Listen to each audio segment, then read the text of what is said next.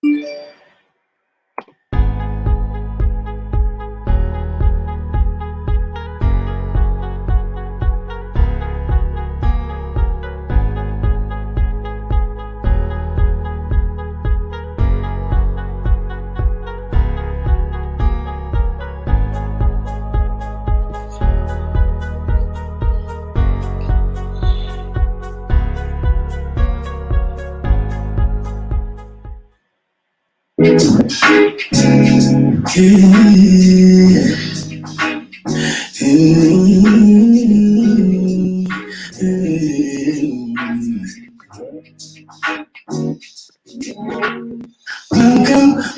to the DW experience.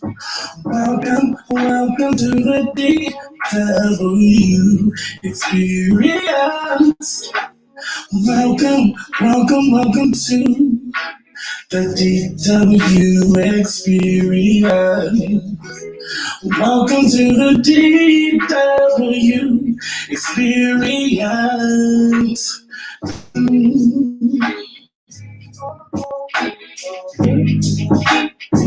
You ready for tonight?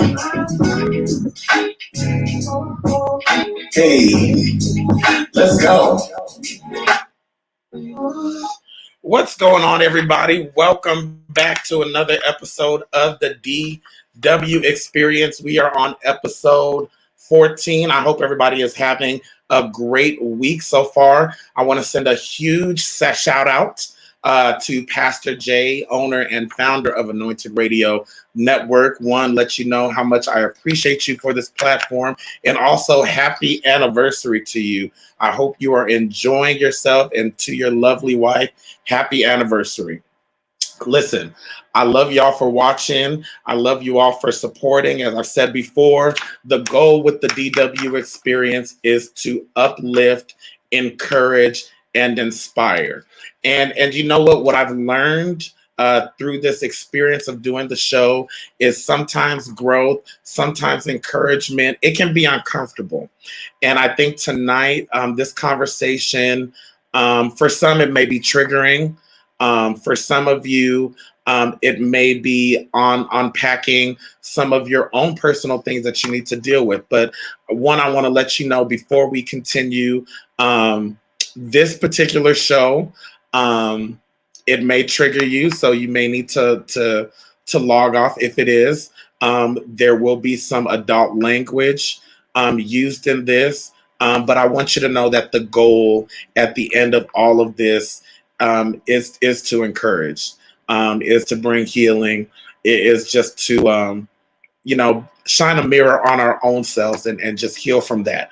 So tonight I called on my good sisters to come and help me with this show tonight. So I just want to welcome first my sister Brianna. She's an amazing hairstylist and talented entrepreneur, and also to my wonderful sister Gail Hines, a wonderful woman of wealth and knowledge. Y'all be on the lookout for her. I told her off the air, she's like the next Iyanla. So I'm just really looking forward to tonight's conversation and all that she has to offer. Gail, how are you? I am doing amazing. And we are waiting on Brianna. Listen, it doesn't cost anything to click like, to click share. As we get into this conversation, there she is. Let's see here. We're having some technical difficulties over here. It's all good. There we are. I see you. But you look absolutely beautiful. So y'all, tonight we are just gonna get into the conversation. I wasn't gonna respond at first, but Bree, you sent me the video of Kirk Franklin, and to one's comments, and normally I don't say anything, but I said, you know what? I think we should talk about this, and you agreed, and then I hit up Gail, and I'm like, you know what? We should really talk about this. Familiar, legendary gospel artist, icon, if you will, Kirk Franklin's oldest son, Carry-On, released some audio tapes of them having a argument. So I'm gonna go ahead and get it, and we'll just go from there. So let me play the first one, and let's go. Okay,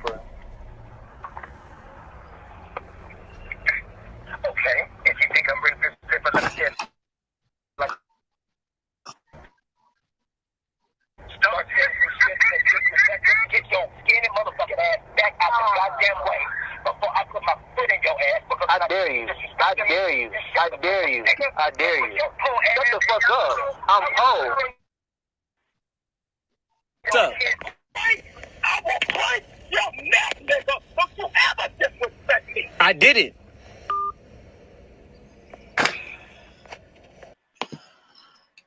Okay. Let me ask you all first. We are all cringing. So when I first heard this video and then I perused social media, I saw a lot of people supporting Kirk Franklin, standing with Kirk Franklin. A lot of people normalizing it, basically saying like, hey, if you haven't cussed out your kid, my kid. But as I listened to the video, number one, I heard two grown men arguing. Number two,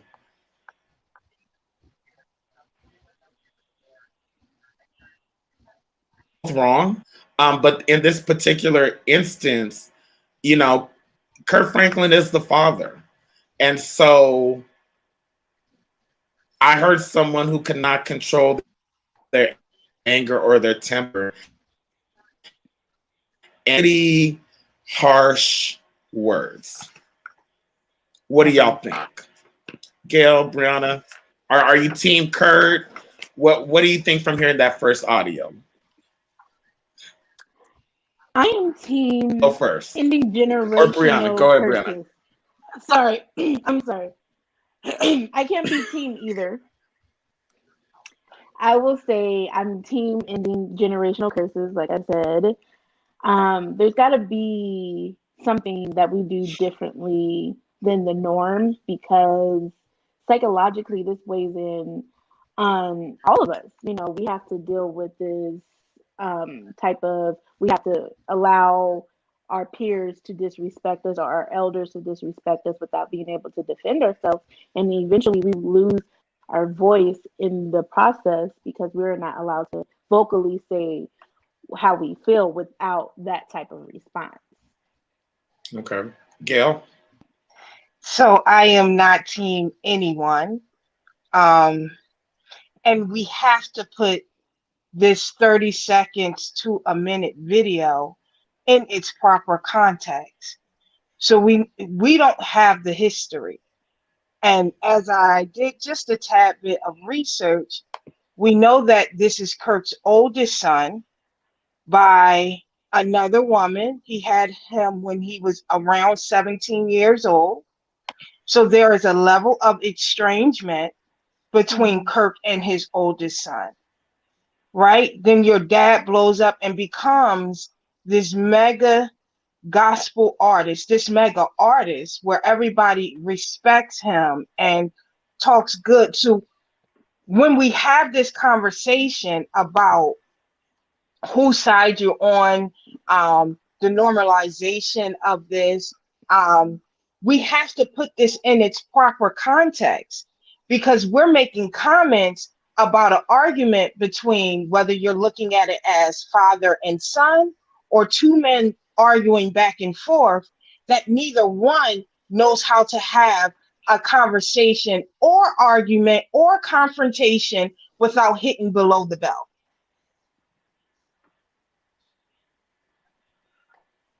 Why? So my next question, why do we choose sides?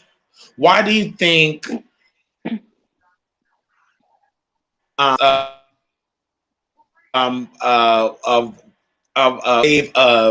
I'm team Kurt or I'm team Carry-On or And I saw a lot of people. Do you think a lot of people were supporting Kirk Franklin because of his celebrity, because of uh, past with addiction to porn and his relationships? He's one who's, he's everybody's cousin, he's everybody's brother, he's everybody's uncle. Do you think we're giving him a pass because of him being Kirk Franklin, or that we're doing in the Black community? That's a good question. It's hard to say. I will say that sometimes, of course, especially in the gospel community, Christian community, we do put these people on a pedestal, and we kind of have this stigma that they can't make mistakes. So I feel like maybe most of the people are supporting Kirk Franklin because this is obviously an error in character, but this is a moment of weakness for him, clearly, because he couldn't control his anger. Does his status have everything to do with it? Yes, I truly believe that has something to do with it. Because at this day and age, if we're supporting parents, saying that they're going to put their foot up somebody's glory hole, then, there's a whole level of violence that needs to be addressed, because that's not how we handle things anymore. I'm sorry, if Nana hit me with the foot, and, I would have some other words to say. I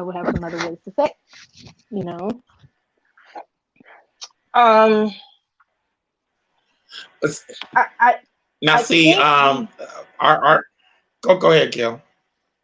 I think that the reason why we take sides is because we don't recognize the toxicity in the whole situation. And you talked about generational curses, but let's talk about generational trauma. And so, because this is the way that our generations with an S has handled situations when we feel like we're being disrespected, instead of setting a boundary, we turn to aggression. Mm-hmm.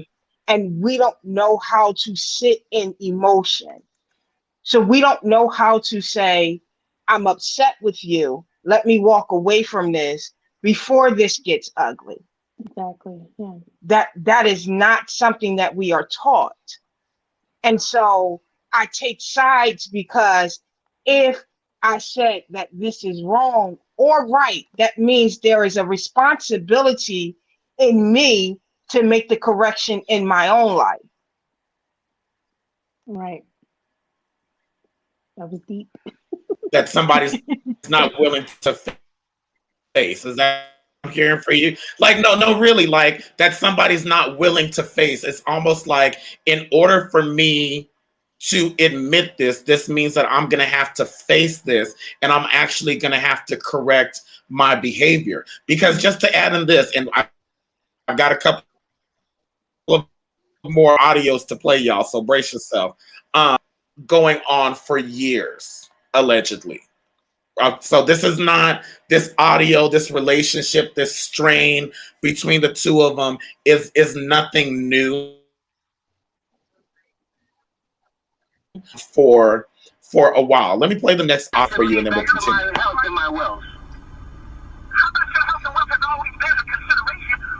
That's not true. That's not true. That's very true. See, that's why when I say I give you answers, when I say I give you answers, and that's not just therapy. What's your LA for therapy? That can put them into therapy. I spoke you sometimes. You did. You quit therapy. You quit therapy. You put your hands on me and the cops will call. If y'all were godly men, y'all wouldn't be talking to me like this. This ain't godly. This ain't godly. This ain't godly. This ain't godly. The last time we talked, Carrie-On, the last time we spoke, you told me that, what's so funny? I want to know what's so funny. We over there laughing. We went through this whole conversation. He don't have no relationship with his oldest son, and he over there laughing.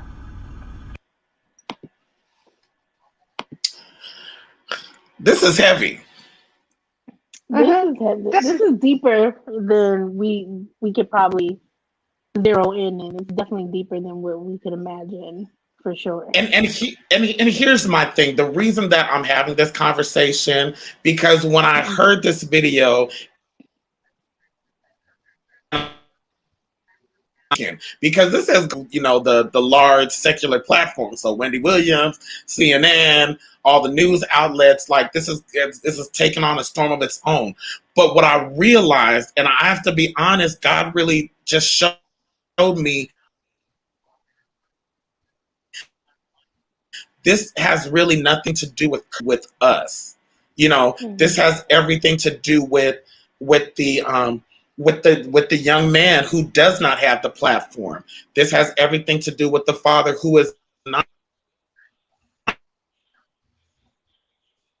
even though, and Ed, like, he shouldn't have shared it to social media. But what I think really happened in this instance is that Kirk Franklin and his son, they are kind of like the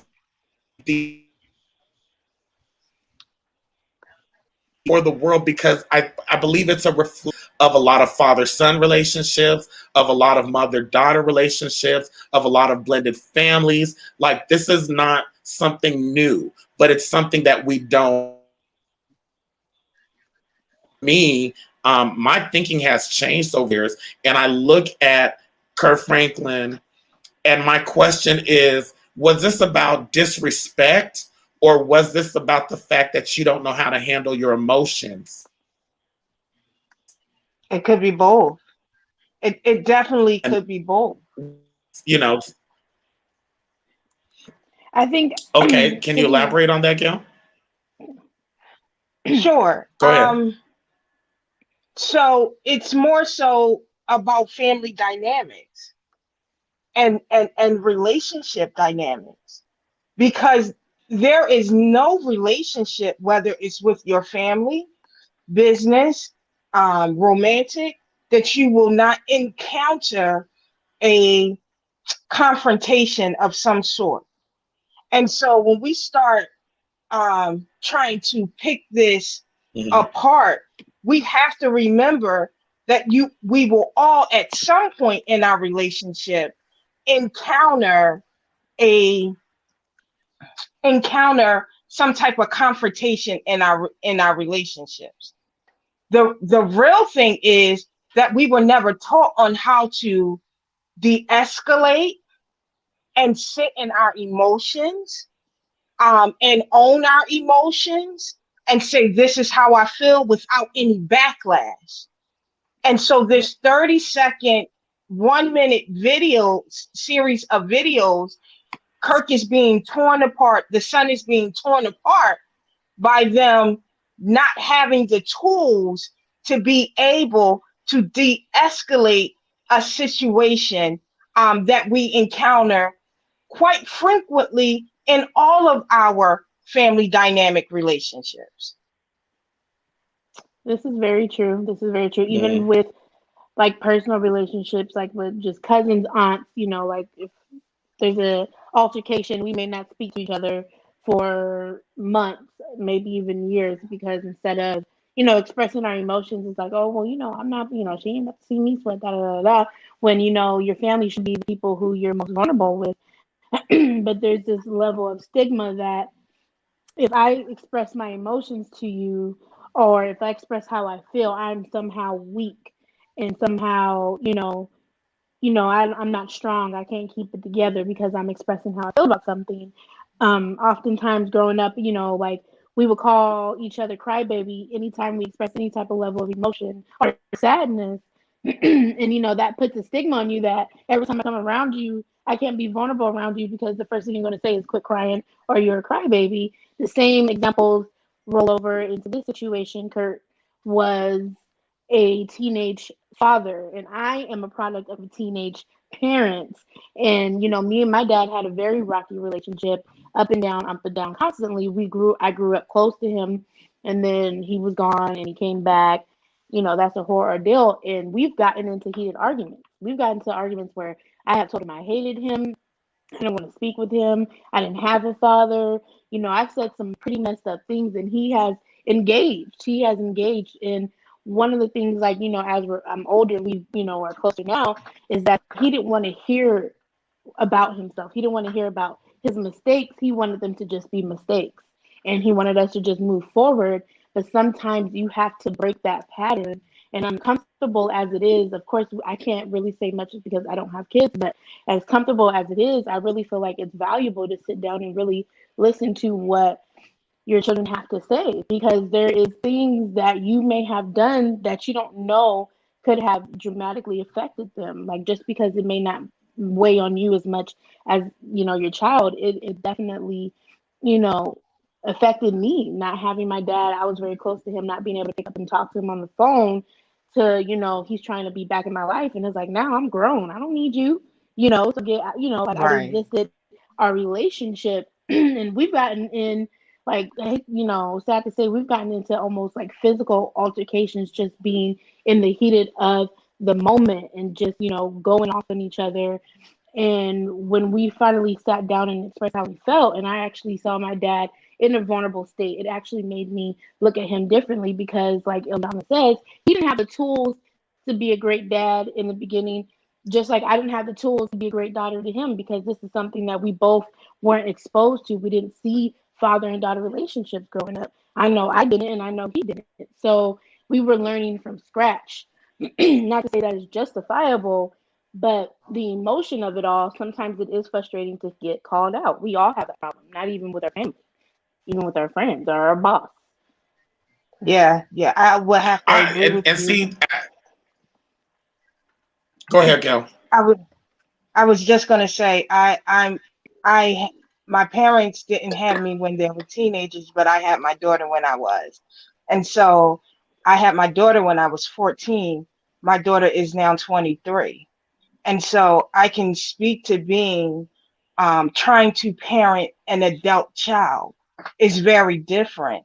And so another one of the conversations we hear a lot in social media world is um, that at a certain age your child is an adult, Mm-hmm. and don't become friends with your child. But what I've learned is that the only way that I can parent my child after they hit a certain age is to become their friend, right? Because now they don't need me as as much as being a protector. They more so now need me in a position of advice, Yes. and being able to listen.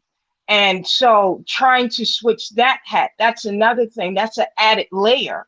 And so this situation that we're talking about today is an onion, and there's many layers that need to be peeled back.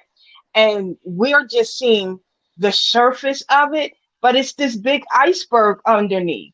There's many layers to this. There's many things that we can't see that is going on underneath the surface, whether it's on the side of Kirk Franklin or on the side of his son. And so I think we need to grant grace to both of them, because the way I see it is that they're both are wrong. But as you stated, Brianna, is that they both did not have the tools to be able to de-escalate a situation for it, and not allowing it to become this big thing. Now let me ask this and interject this, because my issue with Kirk Franklin, and I think my issue with the church,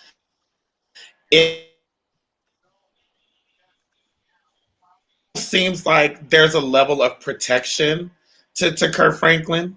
Like, well, I'm Team Kirk Franklin. He probably wanted the money. He's ungrateful. All realize, even though I'm not a parent, as I'm learning from my parent colleagues, just because you paid the bills and you put food on the table does not mean that you've raised a good human to be where, like, well, that's Kirk Franklin. He has money. He should be grateful. He's never gone without. But I think there's so many people, especially in the Black community, in our communities, that their parents are like, well, I closed you. I fed bills, you never had a want. But that does not necessarily mean good parenting when we talk about not only the physical but also the emotional side. And what I'm seeing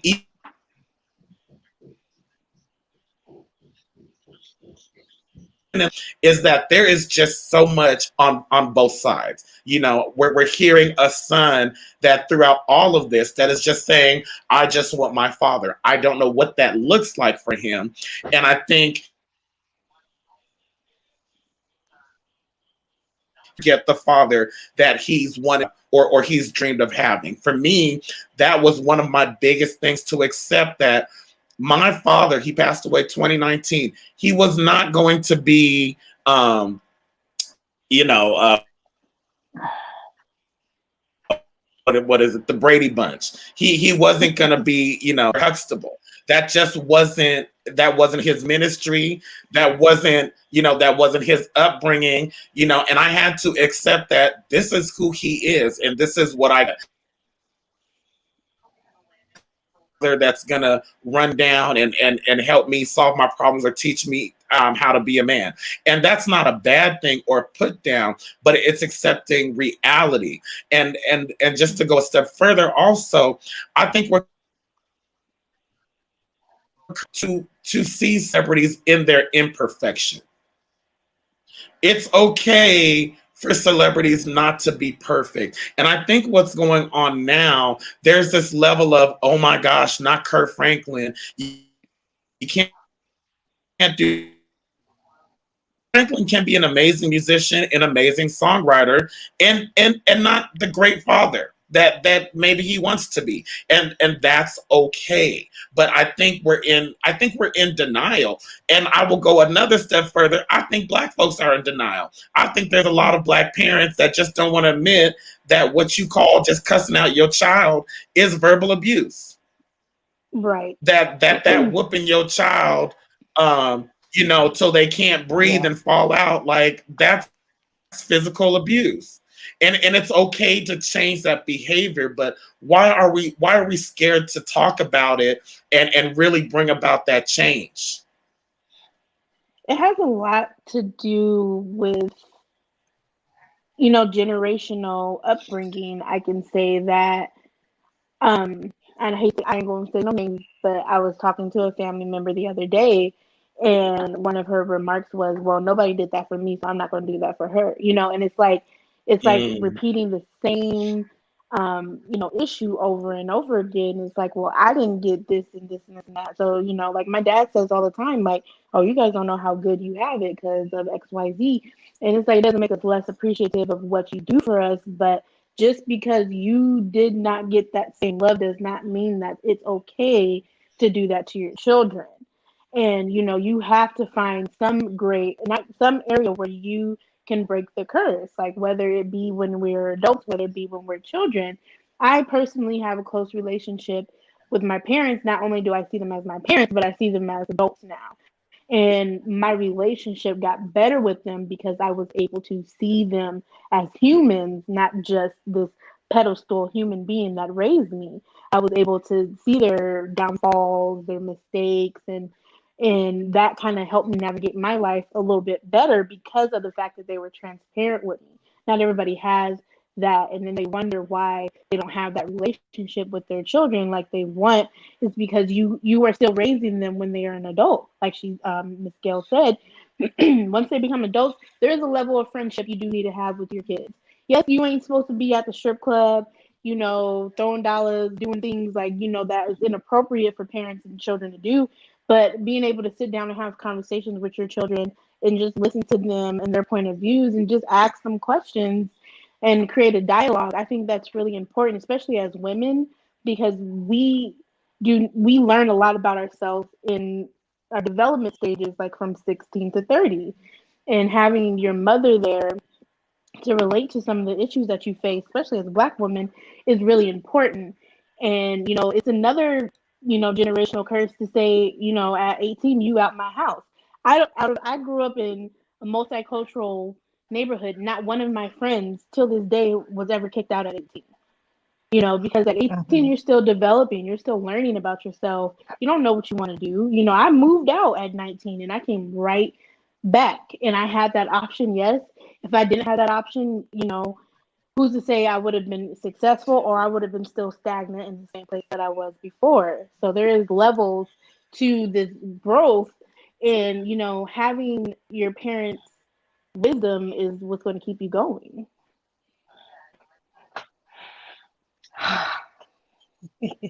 Because I can see Gail's brain, that gray matter, just a churning and a turning. So what I want to do is we're gonna go to commercial, and when we come back, I'm gonna play the last clip I have.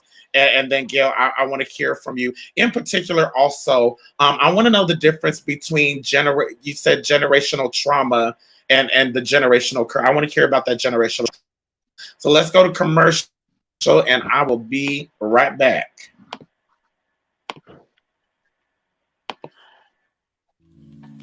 There we go.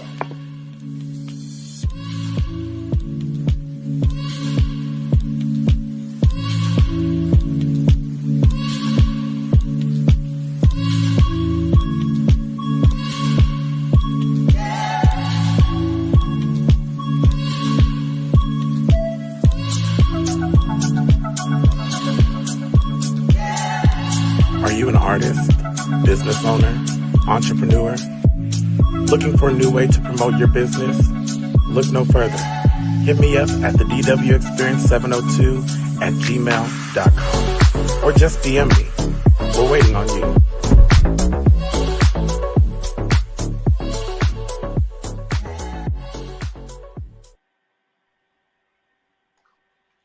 Gail.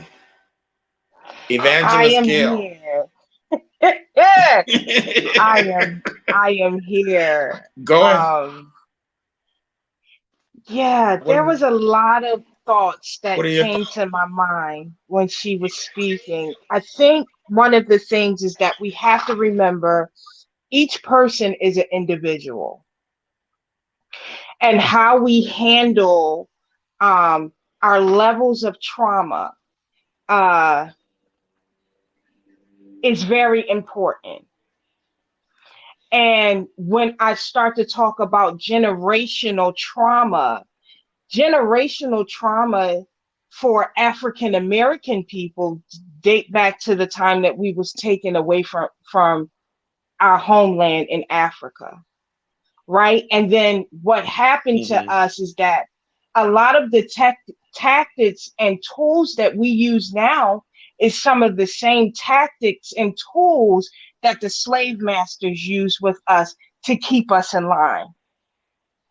And our parents use them now to try to, what they call, protect us, because when the slave master used those same tools and techniques, they called themselves protecting us. But what we fail to realize is that it's humiliating. It messes with our self-esteem. It messes with our self-worth. And so what Kirk Franklin and his son is dealing with right now is compact trauma. Remember also that generational trauma do not just start when the baby comes out the womb, because you are an egg in your mother's womb, or in her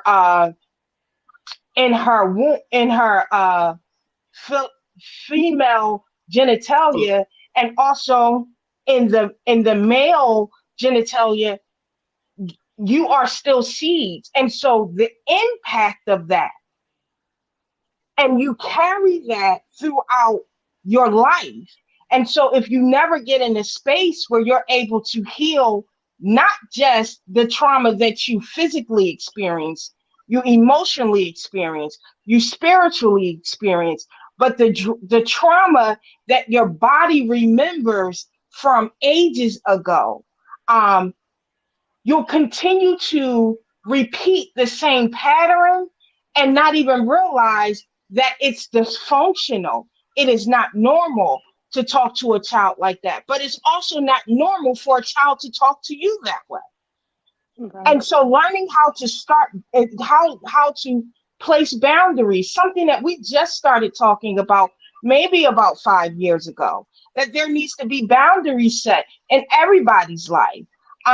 Knowing the function of a behavior. Every behavior serves a purpose. Every behavior has a function. And so was he trying to get attention? Was he trying to escape or avoid something? Was he trying to obtain something? We need to address the function of the behavior and not the behavior. Because all behavior it can all look like aggression. I think, but it can serve a different purpose. Amen. Yeah. You know, this situation, I totally agree with as far as both of them were wrong. Listening to the past two videos, number one, who was laughing in the background? It's the little.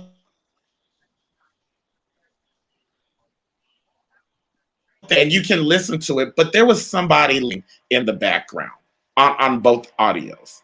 You know, that's a little concerning. And then also, and I'm not taking up for the son, but what I heard from Kirk Franklin, you know, for all it was just another nigga in the street, and he said some stuff that was below the belt, and it came out so fluid. But that was the part that was so concerning for me. And go ahead. But you hear that? I live in the hood. And what I think also.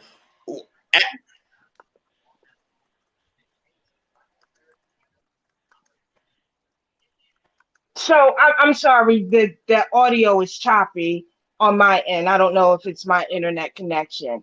Yeah. But you hear that in the hood every day. And what I want us to be careful of is projecting. So projecting my experience and what I had on the experience of Kirk Franklin and his son with us not having proper context. And so sometimes we can speak out in our bias. And I want us to be careful of that, because you may have experienced that as him talking as another nigga out in the street. But this may have been, and as we can see, and as if you read blogs and all the information, this is an ongoing situation, because the daughter then gets on a live and has a conversation talking about, you want to play tapes, you don't want me to start pulling cards, you don't want me to start playing tapes. So we want to be careful in pushing our perceptions and our bias and projecting what we think is happening and making up that story in our head. And that's what I'm seeing a lot on social media, is that we're making up a story without having all the information. That is true. Definitely, I feel like people who are siding with Kirk Franklin may talk to their kids like that. People who, necessarily don't talk to their children like that are going to be on the opposite end. But, like in the heat of the moment, there's no justification for, acting out in anger. We all should be able to be at a level of holding ourselves accountable in that way. So the apology I totally get, but there's also a side that kind of threw me off, is that he got on a live and apologized to his fans, not his family, not the people who represent him, but to his fans, because in some sort of way he expected us to be offended by a personal issue.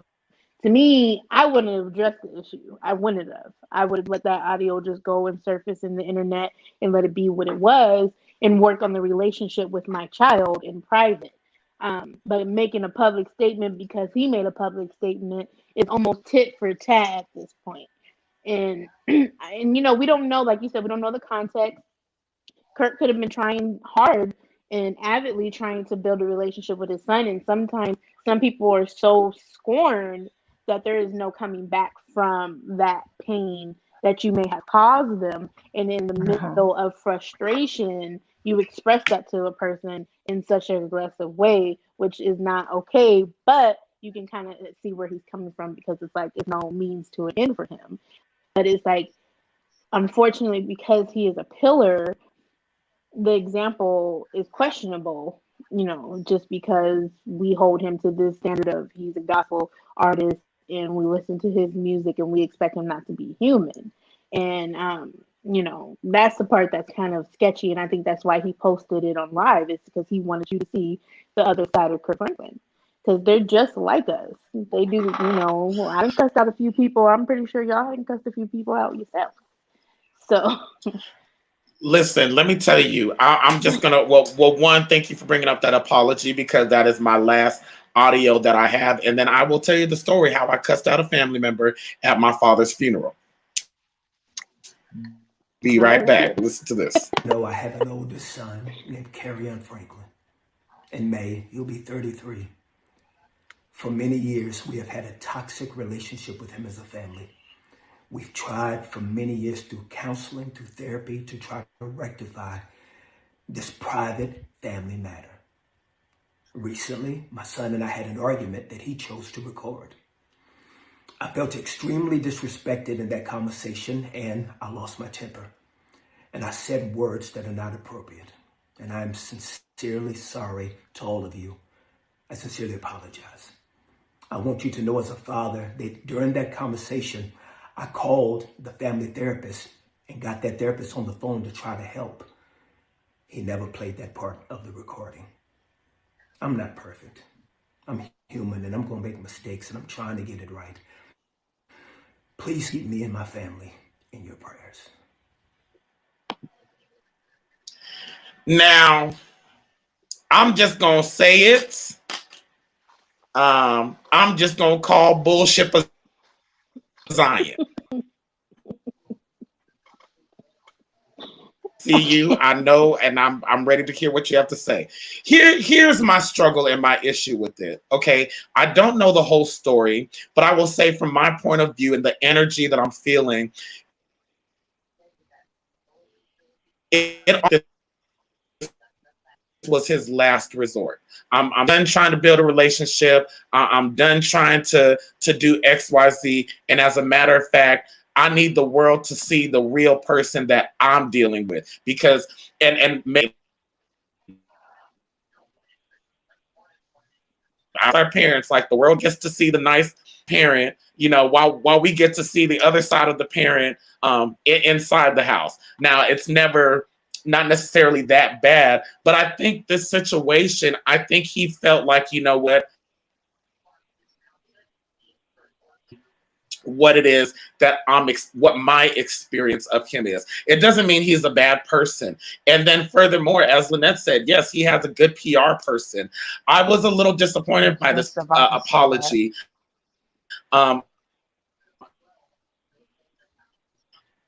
He literally pinned his family against his family.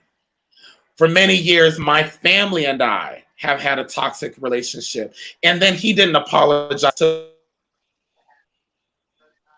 me, to apologize to us for using inappropriate words that could have a lifelong damage on your son. You don't apologize to me.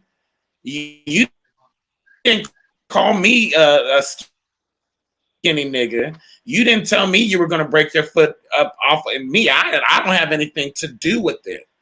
But I think what's done in the dark will come to light. And that's what I'm kind of feeling now. Like, and let me pose this question to you all. It's like being brought to light, like, on purpose. Like, this needs to come out, because for many years there have been rumors about Kirk Franklin being difficult. There have been rumors from artists and other people. They sued him. The family, they had to take him to the court. His son, they have been having this toxic relationship for many, many years. Sir the Baptist, he had something to say about Kirk Franklin in the last couple of Alec Walls has been very vocal about his disdain for Kirk Franklin and his experience in the industry. So my question is this a reckoning? Like, is it like, okay, you've been, for so many years, we've seen this good image, right? And it's almost like God was like, I've given you chance after chance, let's not forget about Kirk Franklin digging in the trash for the porn that he did the interview with Oprah. What do you think this is? Because the apology to me, what was a very PR move. It was very let's just fix this without actually fixing it. Very churchy. With this son, or accepting that right now. What do y'all think? I have a lot to say about this. So go ahead, Gail. Take it.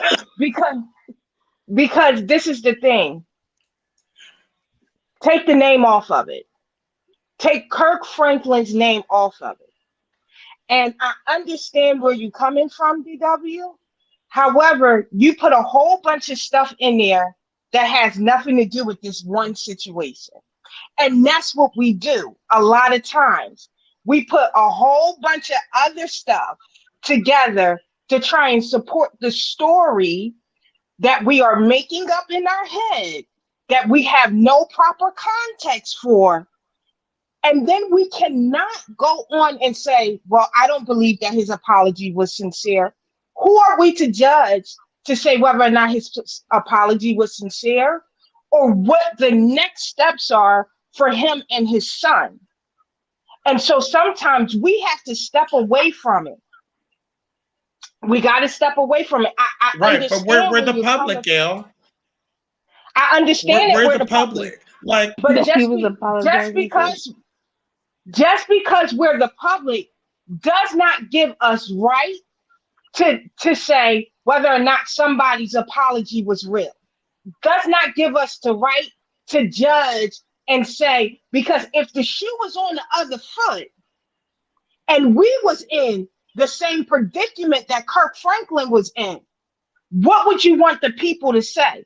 Sometimes we have to take our mouths off of stuff and let the thing play out and unfold. Because in therapy, this is really, really good content. This is really, really good clinical stuff for the therapist and Kirk Franklin in his individual therapy and in their family therapy sessions to work through. And we are not privy to what is being worked through. So yeah, while it is a public fiasco that's being shown, we need to be more gracious to the man, because like you said, no one is perfect, and none of us is into this world without having some type of conflict and it being in some way, shape, or form being public, and you're being, oh my gosh, I shouldn't have we don't know if he's like, oh my gosh, I shouldn't have did that. Like, we don't know what's going on in Kirk Franklin here. So for us to add commentary to something that we don't have enough information to solve or give solution to, because that's what we should be doing. If we're going to have the conversation, give solution, and not try to depict and pull this man apart at the very seams, because not only what he said will affect his son, but what we say can affect him. And so we need to be very careful with our words and be very responsible with the words that we say. I agree with you, but I'm gonna challenge you on this because he is a public figure. Because he is in the public eye, and when there's good compliments, when there's good things to recognize on, we don't say, how dare we judge, because we're talking about the good. Now we have a public figure, someone who is in the public, who has chosen to have a career in the public eye, who are we to judge? Now, let me be clear on this. I'm not saying we're judging the whole life, but I think part of the judgment, and hear me out on this, I really believe part of the judgment comes out of the reflection of us. What I think with this situation is that a lot of people are seeing their self. Kirk Franklin is representing a lot of fathers across the board. That son is a lot of sons are seeing themselves in that situation. So who are we to judge? I think we are the fans. We are the people and what I feel in my spirit, many people can relate to, who want to see, how is this going to play out? How is this actually going to be solved? Will there be a resolution? Because this, how I see this play out, may determine how I play out my own relationship with my father or my mother or family member. I really think this Kirk Franklin situation is a metaphorical representation of a lot of people who have not talked about the situation. There's a lot of people who have been triggered, who have the relationship with their fathers, who can relate to that situation, mothers and daughters who can relate to this situation. So while I agree with you, who are we to judge? I'm just challenging that thought, especially being in the public eye and what you're presenting out there. And this apology, whether it was genuine or disingenuine, it seemed really fast and PR-like. Because if he didn't care, if he didn't care, go it's ahead. not even, it's not even that he doesn't care or if the apology is genuine or not. It's more so the fact that he felt that there was a need to justify what he did. So in retrospect, he saw some wrong in his doing. I feel like an apology publicly was not deserving. And I'm sorry, this goes back to that traditional Kojic church way. When you make a mistake, you got to apologize to the whole church, but not the people who are affected by it personally. And I feel like publicly, yes, we shouldn't handle things like this. We can't say if he was genuine or not, but there's also a level of, he's an example, he's a minister. So through his ministry, we are going to watch his movements. And not necessarily saying that we're going to hold him accountable for every mistake that he makes, because that's not our job. It's just more responsibility on him to show us how to handle this situation in a ministerial, pastoral way. Now, you can't hold him to a pet, above yourself, but I'm just saying that wouldn't it be a great moment for him to show you guys or show people like, yes, I've made mistakes in the past. I'm trying my best with my son. Here, we've been trying for years to do counseling and nothing seems to work. Let me apologize for the offense it may have caused, but we are still in the process of building this relationship, and end it at that. I don't need an apology for you cussing your son out. I don't. It's more so, let's see a resolution. If you're going to do it publicly, let's see a resolution behind it versus just a general apology. That just gives me real Bishop messed up. Let him apologize so that he can heal this issue. It's very political in a way where a politician has to publicly speak to justify any action because of whatever context that we don't know, but that doesn't necessarily make it right either. So we, of course, yes, we can't judge his behavior, but we most definitely can question the example that he is setting to us as a Black community, and in our relationships in our home life. Because back in the days, it was none of this leaves his house, and now everything is put on a public platform. But we could change the narrative instead of, yeah, I said what I said, and I'm sorry that it offends you, versus like, you know what, that what I did was not okay. There's a better way to handle situations, and going forward, this is what me and my family are doing. Please allow us to handle this in a private matter. That would have been the perfect response, because because you're not apologizing for your actions and making the wrong right, if that makes any sense. Go ahead, Gail. I agree and disagree all at the same time. And let me say it this way, because my brain handles things in a very clinical way.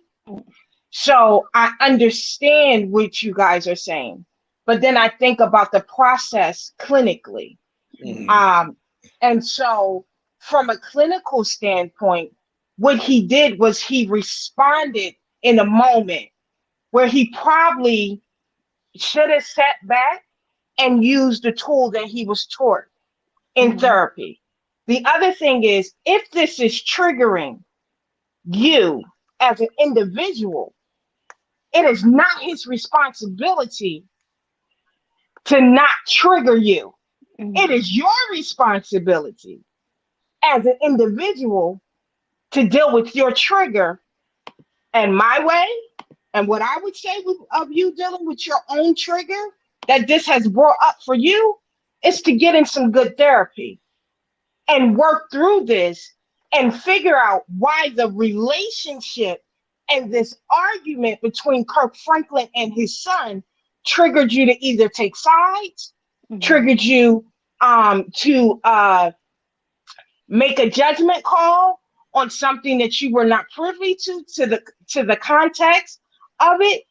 Like, so that is the responsibility part I think that we need to think about. Yes, is he a man that should be a role model for how we deal with our sons, how we deal with our children as a whole?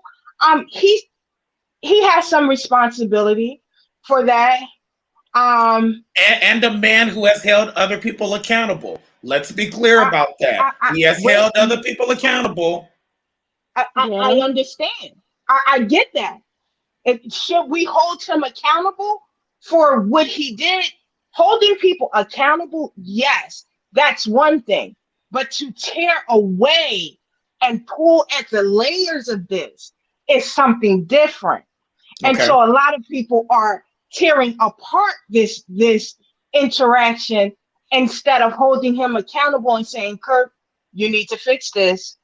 Kirk, what have you done to work with your son? What steps are you? What are you and your son's next steps? And what is your feelings behind this? It is deeper than what the eye can see, and that's my main point. Because Yeah. if I'm triggered by this, then there is something that I need to do. If in my self-reflection of seeing this, I feel myself hyperventilating and getting angry and stuff, I need to go and find my therapist and be like, yes, we need to have a whole conversation around this. But see, what lacks is we rather hold people accountable for our therapy, for the things that we should be working on instead of going to the professionals and doing the work. Yes, he's a minister, but that doesn't make him God. Right. Peter walked close with God, and when they went to go take Jesus away, Peter pulled out his sword and cut the air off. Jesus didn't say, why you do that? Because you walk close with me and you a minister and all this, you one of my disciples? No. And so that does not mean because I have the title bishop, prophet, evangelist, apostle, any of those things, pastor, teacher, that I will not err. But the thing is, how do I come back from the error? Do I apologize? One of my greatest scriptures, I'm sorry to go super spiritual on y'all. Come on, evangelist. One of the greatest stories that I love is the story of David. And when God talks about David was a man after his own heart. The reason why David was a man after his own heart is that when he got caught in what he did with Bathsheba and killing Bathsheba's husband, and the prophet Nathan came to him and gave him the parable, the story, what did he do? He apologized. He went and put sackcloth on and he rent his clothes and he stayed in a place for, I believe it was like 3 days, repenting for what he done, right? And so that is one of the greatest reasons why David is a man after God's own heart, because he understood when I do something wrong, I need to rectify what I did wrong. And so what I see from Kirk Franklin, you guys may see it differently, is that even if we think his apology was manufactured, he's doing what he's supposed to do by giving an apology. Now, what he does behind the scenes and what we can't see, we don't know. And so he gave the apology because that's what he's supposed to apologize. Because just like you said, well, he's a public figure and it offended us. So let me apologize for offending you guys. But there's a matter in the background that I'm taking care of, that I'm handling, that you guys cannot see. I hope all of that made sense. No, it made lots of sense. I think when it comes to the public figure part, um, number one, his public figure, he has a lot of power. I think that comes into play also, which I can only speculate. This is just only me guessing. I don't know, but it makes sense why he would post the video to the public, right? Mhm. Because I think on some level, Kirk Franklin has an image. He's a regular person, and my friends in the entertainment industry, I'm sure they'll get on me after this, but he has a lot of power. He has an image. He has a lot of things set in place. I want to play this apology again and some things that just stood out to me. I have an oldest son named Kerryon Franklin. In May, he'll be 33. For many years, we have had a toxic relationship with him as a family. For many years, we have had a toxic relationship with him as a family. Uh-huh. That line right there just stood out to me because it was a clear separation of the son from the family. Because isn't the son a part of the family also? So basically, as a unit, they had a problem with. And I'm sure there's lots of truth to it, but I will say, let me talk from the son's point of view, and I wouldn't even say this triggers me, but I can relate to it. To know that you're related to a family, but then still have that kind of separation, which if he's been toxic to them as a family, what I see on both sides is there is a reason why. Like there's a clear, deep rooted issue. And I really felt like that was kind of like an apology with a jab. We have had a toxic relationship with him, and the apology, I know he did what he had to do, but it didn't give what it needed to give. And that's how Mary had a little lamb. But my point is, it just seems like it was like a last jab. It didn't feel good, and that I don't have any judgment on it. I can't call what it is. I can't judge his apology. His apology was his apology, but from the outsider looking in, just hearing the apology, that felt like a dig. It felt like a dig. It was a poor choice of words. I would. It say. felt a little. It was a little shade. It felt like a little shade. Like whoever wrote that apology was very clear. Look, yeah, that was messy, and I don't know what. But it speaks to their relationship and something's deeper than that. And it's just like wow, just wow. But being an outside, and that's the thing. Yeah, being an outside child in a relationship. I mean, I've even had this problem myself. I don't really divulge it much, but my dad had another child. It was hard for me in the beginning to really process that because it's like I didn't even get that time that I wanted with you, and now you have a whole nother child that you have to give your time to. And it burned me, but then I developed a relationship with my younger brother, so then that became our family unit. But it is a level of like outsider feeling when your parents move on. It's a process. It does take a long time to get to that point to be feeling like you're a part of the family. So not to justify Kirk Franklin, but it is really hard to make somebody feel included when they already feel like they are the outsider. They already made that decision up in their mind that they are the outsider, they're the black sheep. And no matter what you do, you can literally give them pearls, diamonds, gold. It's never going to fill that void of feeling like you're a part of the family because you are technically a child from a previous relationship or whatever. And, we can say it's a parent's job to make sure that the children are close and that they feel like they are a family. But sometimes, no matter what you do, that child is still going to feel like the other. And I mean, him saying that is a poor choice of words, of course. And he may have made this child feel that way. I mean, he's older than me, but this man feel that way, that he is an outsider, or he has tried everything he possibly can to bring him into his family. But no matter what, you don't know if Carry On's mama was in his ear. We don't know if the grandmama was in his ear. Yeah, We no, don't know you're right. what type of influences, because that does play a role. It's not justifying the action, but it does play a role. If you got somebody in your ear constantly like your daddy ain't nothing, you're going to start feeling that way yourself, because you're watching your mom can sit here and blame that she's struggling on the fact that your dad is a gospel singer and I still got to work at 9 to 5. That's your responsibility. But to a child, you're seeing your mom struggle. You're going to automatically identify that as something detrimental, and you're going to blame your father for it, regardless of whatever relationship you have with him. And that's why it's really important for us women, Black women, to not have these discussions in front of our children. Because, I mean, growing up, my mom's never been a person to say anything negative towards my dad, but my grandmothers and my aunts and my cousins definitely did.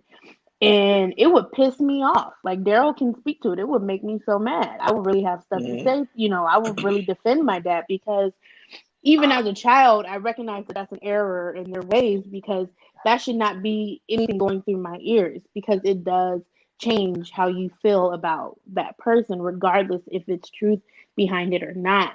And that's where, like Miss Gail was saying, we got to be careful, because we don't know the context of the relationship. We don't know the influence of the relationship either. Well, listen, it's a hot mess from what we see right now. It don't take a Stevie Wonder to see that. And it will always be a hot mess. But understand this, hot messes, there is still a beauty that can be birthed out of this hot mess. And so what I see, and when I hear people start talking about this, is I just hear and see other people's trauma wounds, right? And so if we just take the celebrity off of them, we take the name off of them, and we just look within our own family. If we want to make this better, and we want a healthy representation of what the family unit is supposed to look like, why don't we intercede in our own families, so we don't have to look outside of our family of what the healthy family representation should look like, right? And that goes to making this I'm gonna put my foot up your behind context, making that no longer be the normal, and making sitting down and having a conversation become the new normal for us. So in a way, did it expose some things? Yeah, it exposed that our level of aggression towards not just our kids, but this bleeds out into our relationships. When you see children in schools, when you see when you go out on the street and a guy is trying to talk to a young lady and she gets mad, and you see this bleed out in workplaces. You see these bleed out in domestic situations. And so what do we do with the information and the things that we just seen? Do we get on social media and start to have a conversation about who was right or wrong? Or do we then take the responsibility to say, well, how can I make this make a better decision in my family, that we don't experience this? Or if we do, we sit down and have a conversation. That's the bigger conversation. Let's take the responsibility off of Kirk Franklin and his son, and start taking some of the responsibility and accountability for ourselves, because he didn't just learn this overnight. This was something that was taught. This was a Kirk learned Franklin is a professional cusser, okay? He is a Well, professional cusser.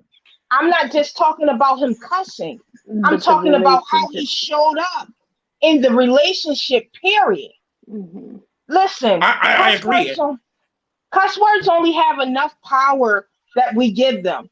Kirk Franklin only has enough power that we give him. Now, are you going to give him this much power, or are you not going to give somebody this much power and become responsible for your own family unit?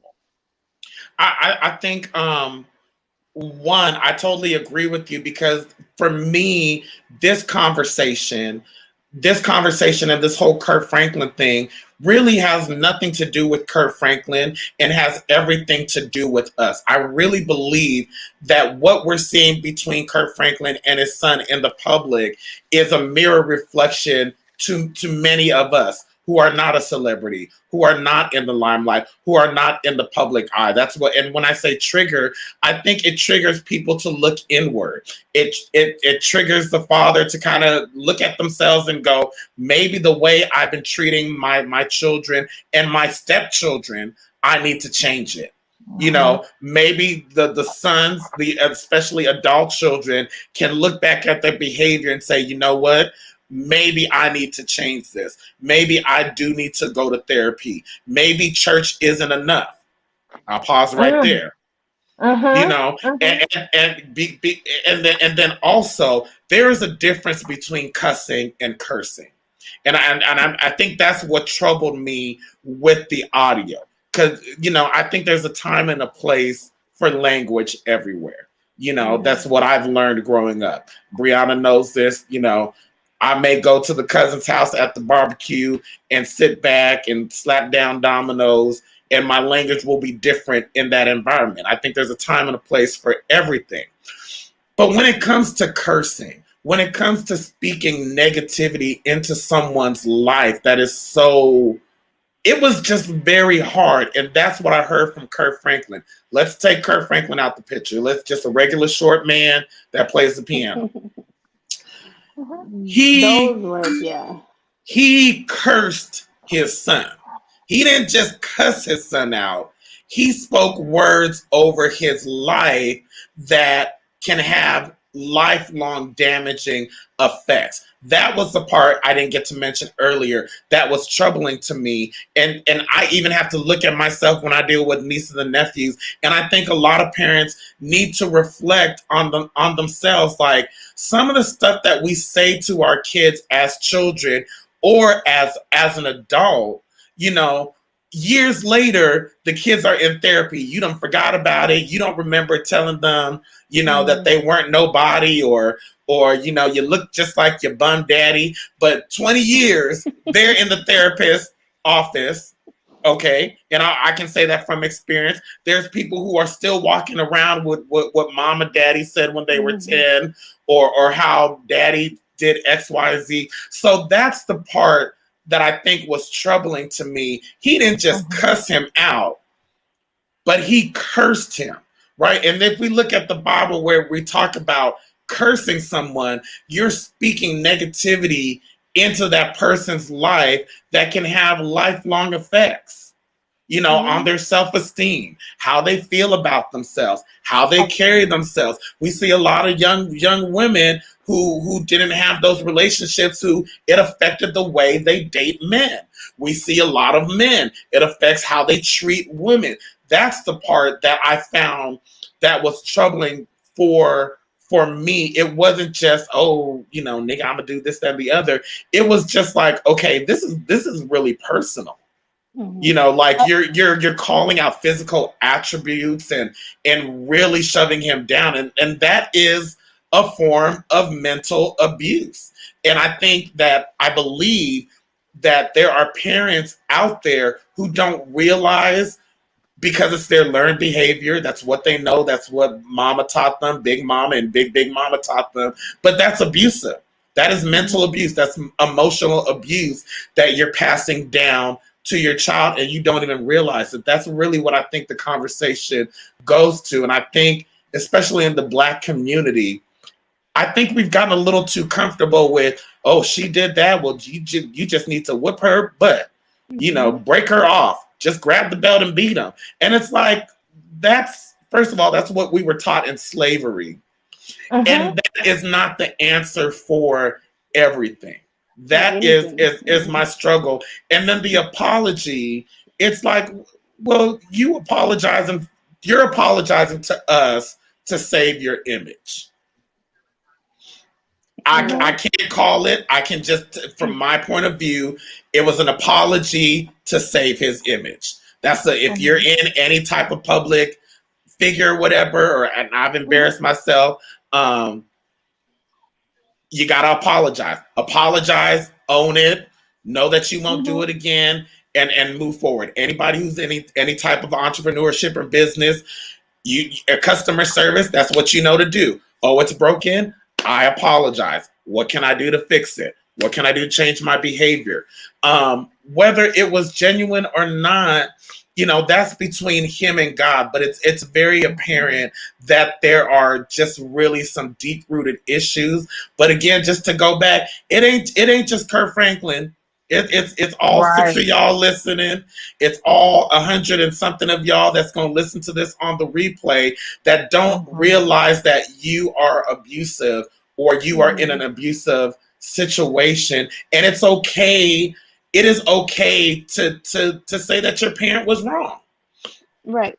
And I think that's the stigma. Not only I feel like in Black communities is that we're not allowed to call our parents out for the wrongdoing. I have an example of a family member whose mom just never did right by her whole entire life. And she grew up in a household being raised by her grandmother and watching her mom not do anything or contribute to her life at all. And has told her out of her own mouth that she wishes she was dead. Has said things to her that, to me, if my mom had said that to me, I physically would not be able to get out of bed every morning. I really would not be able to get out of bed because the person who brought you in this world told you to no longer be here. That is going Mm-hmm. to affect me mentally for for a long time, regardless if she ever apologized or not. You're still going to hold and harbor those feelings because even though she was speaking out of anger, even though she was speaking out of rage in that moment, it does not justify the fact that she told her own child to leave this earth. Mm-hmm. And she is dealing with this in a different way that plenty of us have dealt with. But all the way down to just growing up in church and the church mother's telling you you're too big for that suit, or growing up and oh, you look like you're gaining weight and stuff like that.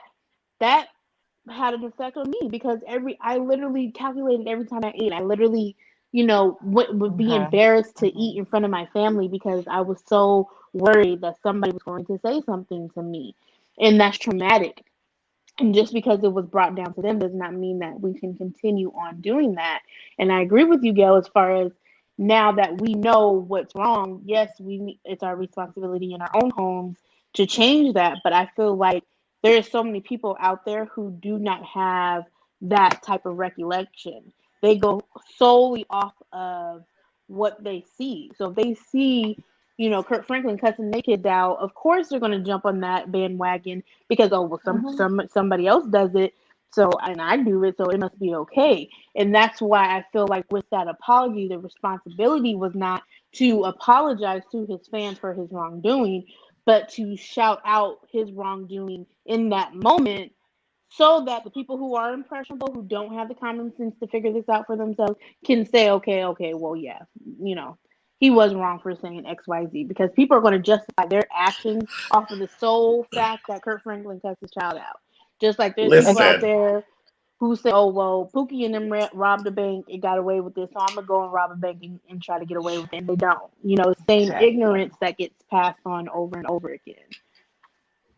I totally agree. I totally agree with both of you guys. I don't disagree. My job is to bring a different perspective.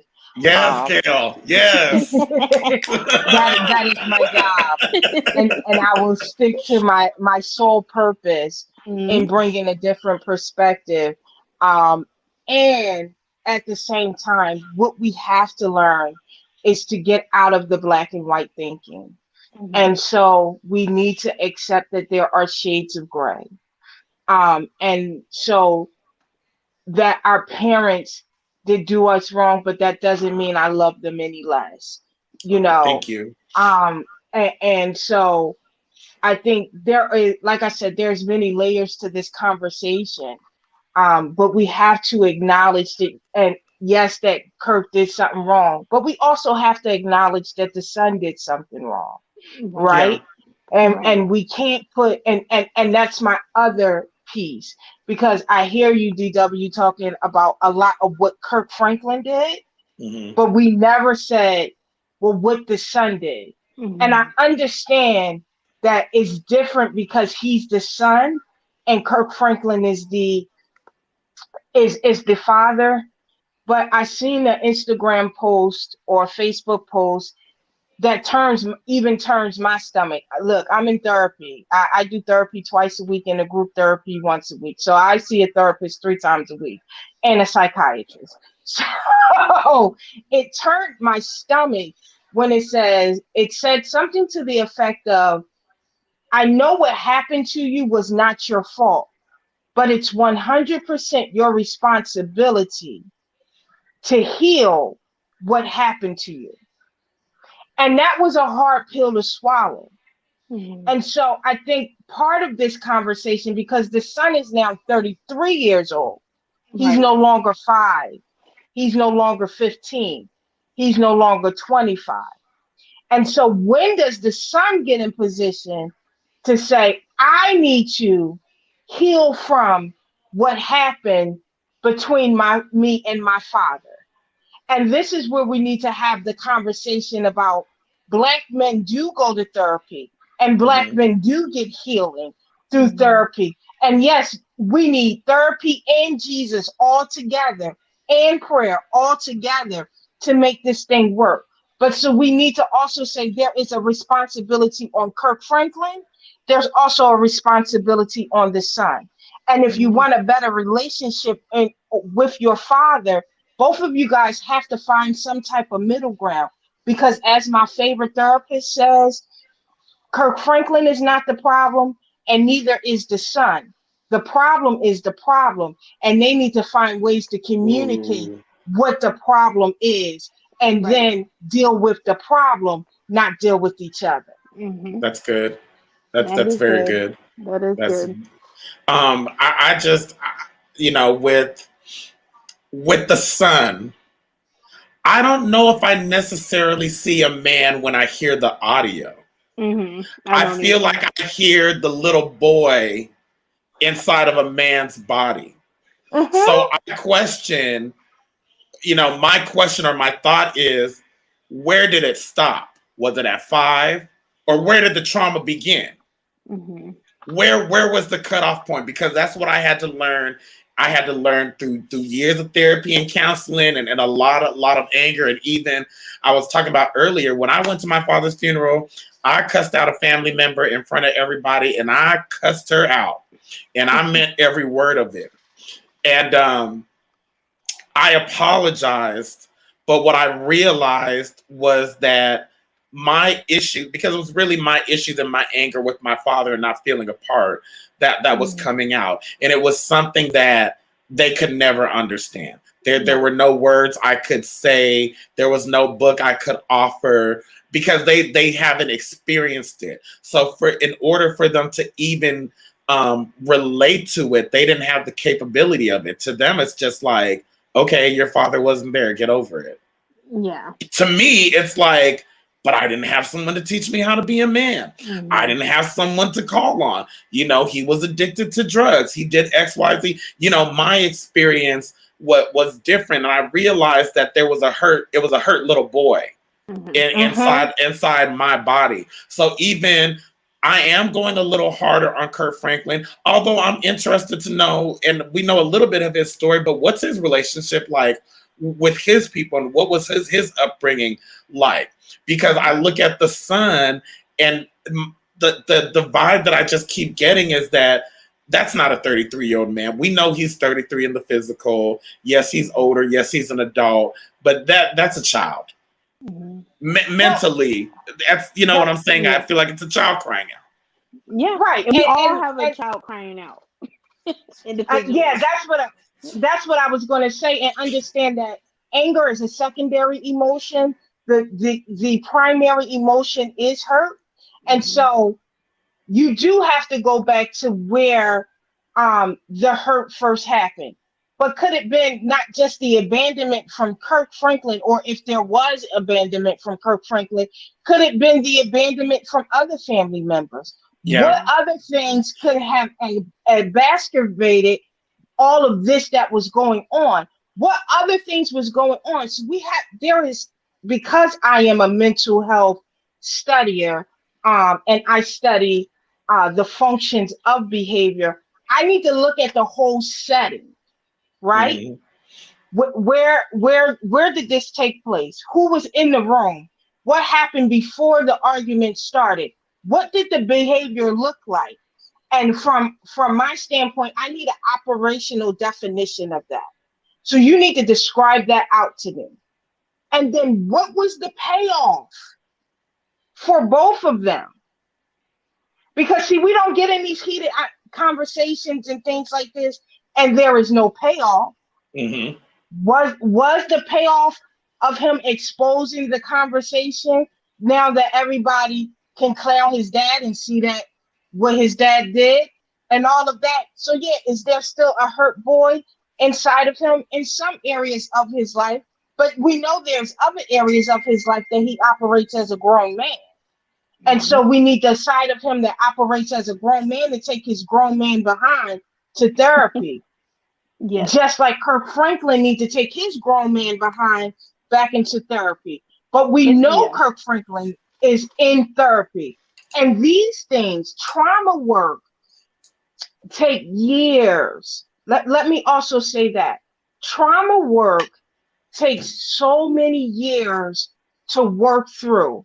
It's not a 6, 8, 12-week process when they're working through your trauma, because they are digging up layers of your life that sometimes you don't even realize that affected you. Yeah. And so I can say this very definitively. I'm 8 months in with a new therapist, and I still feel like some days we still stuck at square one. Do you trust me? Listen, here's what I want to do. I love this. I love this group. I would love to have y'all back, like maybe do once a month and come back and talk about this, because much like our last conversation with Church Hurt and some of the other conversations, I think this is the ongoing conversation that we're not necessarily going to get to the root of it all. But as we close out, and I just want to thank everybody, Latasha, Miranda, my sis Lynette, everybody out there listening. Bree, final words. What do you want to say to the people out there, and let them know how they can follow you? You can follow me on Instagram at the Almighty Queen B, or on Facebook under Brianna Hudson. My last remarks would be that your past does not define you, and that no matter what stage you're at in your life, you can change. In that, therapy works. It is important to do, and that we can't allow the examples that we've seen before us be the examples that we project onto the people under us. That there has to be some breakdown and some change. And just because you weren't offered the life that you're offering your children does not mean that you're not getting some level of satisfaction out of just seeing them grow. That's all I got to say. Ooh. Gail, let me tell you, first of all, Gail, it has been a pleasure, getting to know you and meeting you over the months. Y'all look out for Gail. I've told her off the air, but she is just an amazing spirit, an amazing human being with a wealth of knowledge and just a big old heart. So final thoughts, let people know where they can follow you. And also, I just want to say I'm looking forward to seeing your growth and where your career takes you, because you have a bright future. Thank you so much. I appreciate that. I am not good with compliments and stuff like that on Well, camera. That kind get used to it. Everybody loves you. Yes, we need like a clubhouse moment. We need a clubhouse moment. And so thank you. I appreciate that. You can follow me at Gail Hines, GaleHines, on Facebook, on Instagram. I am that girl 65. My last thoughts is this, that healing is never a linear process. There are always peaks and valleys in healing. And so never take a person's lowest moment and define them by that moment. Know that healing always is a journey. And at the end of that, there's always growth and expansion. So let's grant our own selves grace in this role, in this journey that we're all taking to be better versions of who we are. Yes, yes. And I just want to thank everybody. I have my cash up there. If you want to make a donation, because the DW Experience has some stuff to purchase to make this better. But my final thoughts. The Bible says, "Honor thy mother and thy father, that thy days may be long upon the earth." Here's the thing. Honor doesn't mean that you have to have the perfect relationship with your parents. Honor doesn't mean that you have to make a fairy tale out of your relationship. But what honor means, and I had to learn this, what honor means is that you honor the fact that your mother and your father are the reason that you are here. Your mother and your father are the reason that you are here. And where you are right now, I need everybody to know, listen, if you have a son or a daughter, or if you have a parent, whether they're here or they're not, it's time to forgive. And forgiveness, as I've learned from my sister Gail, is a process. But what I want to encourage you to do is start the process now. Start the healing right now. This Kirk Franklin topic is becoming big because so many people can relate to it. And what I want to encourage you right now is that you don't have to hold on to it. You don't have to carry that burden forever. Look up some great therapists. I will share them on my page. Write a letter to that loved one. Reach out to someone. Or maybe you need to forgive yourself. But right now, I think this is a part of us healing and going to the next level. So I just want to thank you all for tuning in. We will be back next week. Ladies, thank you all very, very, very, very, very much. This was amazing. And I will see y'all next week. I'm going to play a commercial from my boy Markevius. If you're in the Las Vegas area, go and get you some vocal lessons, learn to play the instrument, get into the arts, and I will see y'all next week. Have you always wanted to learn to play an instrument, write a song, or work with a vocal coach? Melodic Minds Music Academy is more than your average studio for beginner and professional music lessons. Here at Melodic Minds, we strive to use music as a vessel to build self-confidence, respect, and discipline to help our students accomplish their goals and dreams. For several years, Melodic Minds has created a culture that fosters artistic creativity. We teach aspiring musicians, songwriters, performers, and singers of all ages and learning capacities. Visit us at www.melodicmindsmusicacademy.com. Click, enroll, and start perfecting your craft today.